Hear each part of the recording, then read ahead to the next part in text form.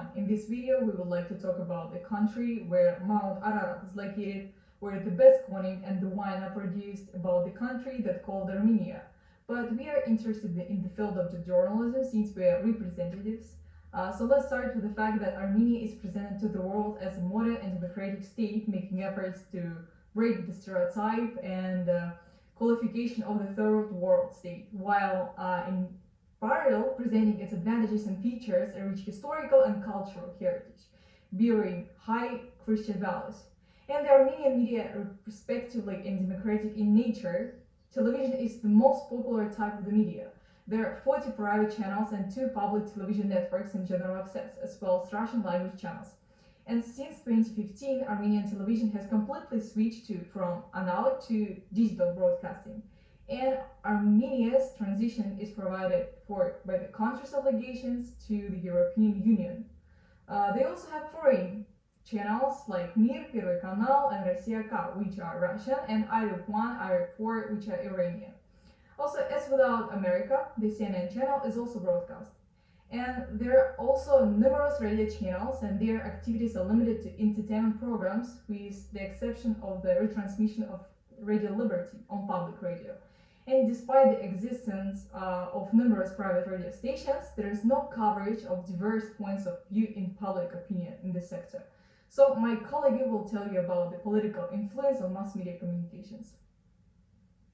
According to foreign experts, the electronic and the print media in Armenia provides the public with a broad overview and analysis of the events of the country's political life and often subject of levels of government to harsh criticism. The media have access to parliamentary debates but receive little information about the government's decision-making process. The activities of the media are regulated in particular by Art. 27 of the Constitution, which gives citizens the right to freedom of speech, including the freedom to see, receive and disseminate information and ideas through any media, regardless of parliamentarism. The state guarantees the existence and operation of independent public radio and television, broadcasting a variety of informational, educational, cultural and entertainment programs. However, the Constitution also sets some restrictions, thus the wording about damage to honor and reputation is highly controversial. Adopted in 1991, the law on the press and the media provided for inadequate state intervention in the affairs of the fourth estate. The 2004 media law explicitly prohibits censorship. However, honor and reputation provisions were used to punish journalists.